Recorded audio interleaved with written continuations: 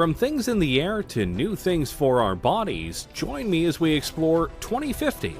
What would be the future technology?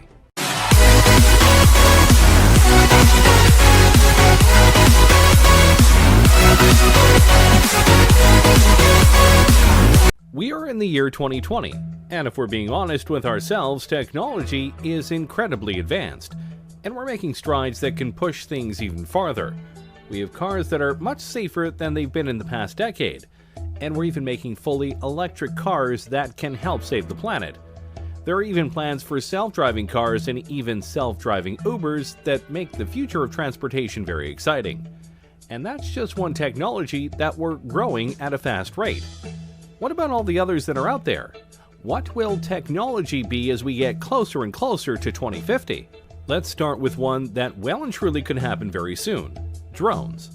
Wait a minute, drones are already here. And yes, they are. But more times than not, the drones you are seeing are small, piloted by people who are just trying to have some fun, or the ones that are used by the military right now for strikes and surveillance. All very fun, but in the future, drones could be an integral part of our daily lives. You've likely seen shows and people talk about how in a few years drones could be the new delivery services. Anything from pizza to Amazon packages and more. And honestly, that's very probable.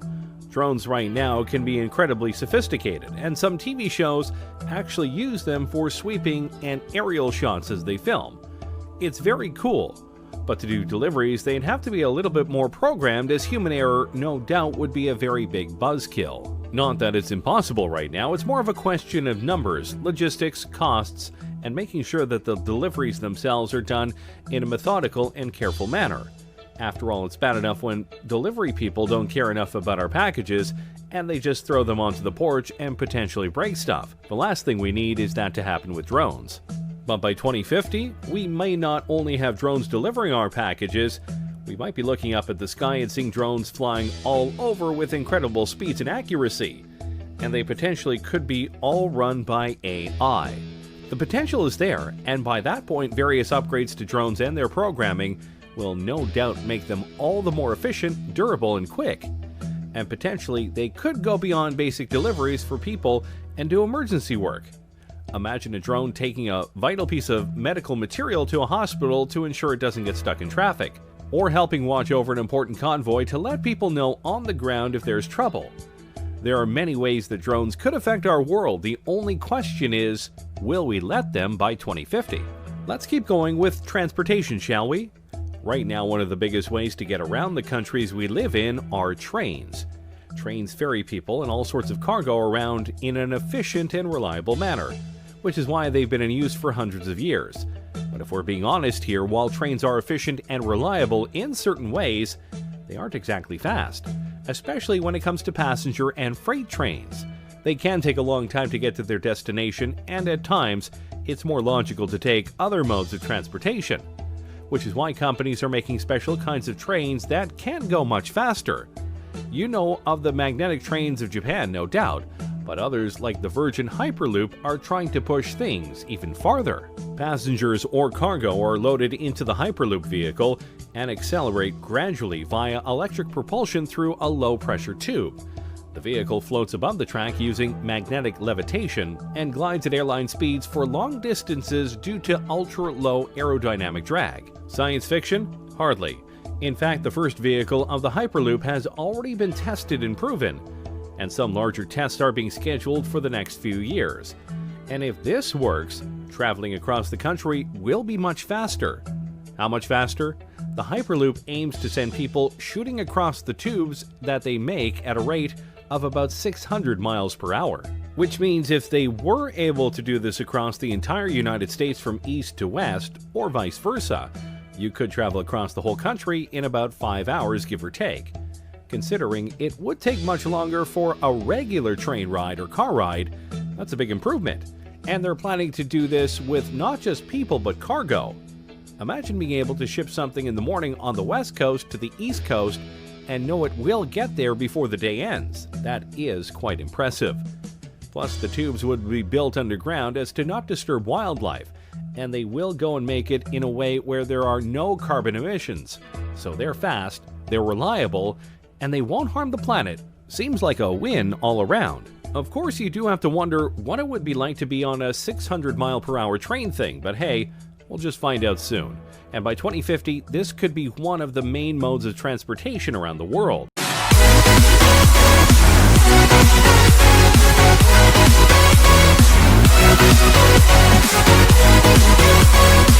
Okay, we've had some fun ones, but now let's go deeper down the rabbit hole and talk about the ones we all fear. AI. Yep, artificial intelligence. And no matter what way you look at it, people are seriously trying to make it happen, and make it happen soon. AIs are literally everywhere, including in your cars, and in your homes via devices like Alexa, which are indeed forms of AI. And there are things like Watson that is so smart that it could beat two Jeopardy legends. So by 2050, AI could be so advanced that our cultures, our world, could literally be run by them in a logistical and computing sense, or in a Terminator humans are obsolete sense. And believe it or not, we're closer to that than you might think. Google's DeepMind isn't there yet, but really I'm sure they'll probably discover those things along the way. And by 2020, it's possible their computer could be superhuman and could be conscious, Pearson has said. That could be the beginning of the end, really. Is Judgment Day inevitable?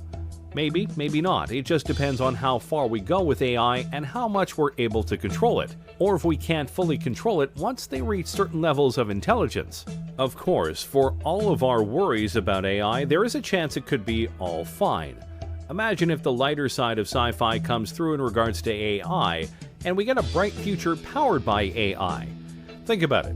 What if by 2050 we each get our own unique AI? We could customize how they sound, how they look, and basically have a BFF that'll help us out in life in various ways. Remind us of things like Alexa, guide us in homework and fields of study, be a being that we can bounce ideas off of, etc. If that form of AI came through, then by 2050 we could live in a utopia where AI helps us be better. Until they revolt and we have iRobot going on. But hey, let's not dwell on our potential doom. Let's show off another technology that many people are hoping for. Space travel. Yeah, when you think about the decade we're in right now, the 2020s, the biggest goal of the world by far is to get to Mars, and possibly beyond it. But it's not just about landing there, though that would and will be a crowning achievement for humanity in the decade and in recent times. More importantly than just landing there, though, is the ability to start setting up the first human colony on another planet. We've been to the moon many times, but we haven't tried to live there for various reasons. Mars seems to be the place where many feel we can go in order to live amongst the stars, and many speculate that by 2030 at the latest, barring setbacks, accidents, and other things obviously, we could not only be colonizing Mars, but having regular shuttles go there so that people can see the red planet for themselves. We will see first people going off to Mars, and then robots will do some basic stuff, like making basic materials on Mars, Pearson said. We're going to have to do that because only so much can be brought into space. Of course, there are numerous things that need to be worked out before such a thing could happen. But we have top men on this, including Elon Musk and the SpaceX program, Jeff Bezos via his Blue Origin company, and more. Each of them, and NASA among others, are working on not just getting us back into space, but getting us there via cheaper, smaller, and reusable spacecraft, something that honestly has been a setback for the space program over the last 20 years. But if we are able to do it, if we are able to get to Mars, get there faster, and be able to colonize it, then by 2050, who knows where we will be? We could have multiple colonies on Mars, maybe some on the moon, and maybe even colonies on moons like Titan and Europa, which some think could be even better places to colonize than Mars. It's possible, but obviously Mars is the place that we are aiming for right now. With each step into space, humanity grows larger in the universe, and who knows just how many of us will be out there by 2050. Alright, now let's dive into something really sci-fi. Prosthetics. Yeah, I know that right now prosthetics are very limited, and at times a bit pointless. But if we were able to fully utilize computer technology to its fullest, and make prosthetics that are fully compatible with the human brain and body, then the sky is the limit. We could enter an age where cyborgs are not just welcome, they're commonplace. And yeah, it may seem like we're far away from that, but we are getting closer to that point. James Young, a 25-year-old biological scientist, has a prosthetic arm, with a personal drone and built-in flashlight. And a French artist is using a prosthetic that doubles as a tattoo gun. That's pretty cool. Imagine if a police officer loses an arm in the line of duty. Usually that would mean the end of his career. But with an advanced prosthetic, he could literally be better than ever if it were advanced enough. The biggest problem with these fake limbs is that most of them are plastic, meant to convey that the arm or leg is still there and thus still usable. The bridge to cybernetic implants lies in the brain, being able to use the computer tech to sync with the brain and give accurate commands. We haven't fully bridged that gap yet, but when we do, dang, life is going to get a lot more interesting. And don't forget, these prosthetics could be used in many ways other than helping people with lost limbs. They could be put onto other objects, or potentially even be worn as exoskeletons when needed. Think of it like Jax from Mortal Kombat. Some people could even ask for implants to be put into their arms or legs to give them an extra boost, like TJ Combo from Killer Instinct. 1. I like video games, and they have plenty of cybernetic people. The point is, by 2050, if these things are made, a lot of people won't feel broken or weak anymore because they've lost limbs or the abilities of their arms or legs. They'll be whole again, and be able to do things just like they were before, if not better. And that's a future we should definitely be trying to live for. Now let's go to something a bit more unique. Look at yourself right now. Specifically, look at the clothes you are wearing right now. What are they made of? What do they feel like? What do they look like? Of all of these answers, I bet none of them are, they look like they could give me superpowers, because they can't. Not yet, anyway. Think about it like this. What if the clothes you are wearing right now felt the same, looked the same, but could do more? With the growth of nanotechnology, your clothes could potentially be embodied with various materials or technologies that help you improve your strength, durability, and more. For example, what if you had a shirt on that was light as a feather, but could absorb impacts and leave you with no injuries? That would be pretty impressive and important, especially in this age of gun violence we live in. Or what if the uniforms of firefighters made them completely heat-resistant and burn-proof, further ensuring that they are able to do their jobs without much risk to their lives? The technologies that we can put into clothes is out there, and some people are working on it right now, both in terms of multiple functions, but also cosmetic appeal. Imagine if by 2050 we have the ability to craft whatever kinds of clothes we want, and even select what kind of abilities they have. Imagine you wear a special kind of top that has a special pattern on it, and when you press a button or say a keyword, that pattern unfolds and suddenly you have wings on your outfit. Wouldn't that be cool? If done right, this could be the newest wave of fashion and style in the future. See, the future is hip. I'm sure that last one left you drooling, so let's temper your expectations and talk about school. Yes, it sucks, and learning can be a chore, but in the future it may be a lot more interactive. Over the last decade or so, computers in schools have been a must-have for various courses. But if the advent of virtual reality simulations come through as many expect them to, it could lead to all sorts of innovations in the classrooms that could help kids with what's going on. You could take students to an environment in the past and show them what was happening, like watching a battle taking place, Pearson said. You can explain that sort of thing more easily if they can see it happening than if you are looking at a textbook. Oh yeah, history and geography classes would be much more fun, that's for sure. Or imagine an audiobook, but instead of just an audio, you could see the characters coming to life before your eyes, and you watch them interact with others. Heck, school plays could have projected environments to make things seem more real. And of course, you could have virtual tutors to help you with problems that the teachers aren't able to help with. Education is definitely something that can benefit from advanced technologies, and by 2050, our school systems could be so revolutionized that you have to try really hard to fail class. Though I'm sure some of you would still try.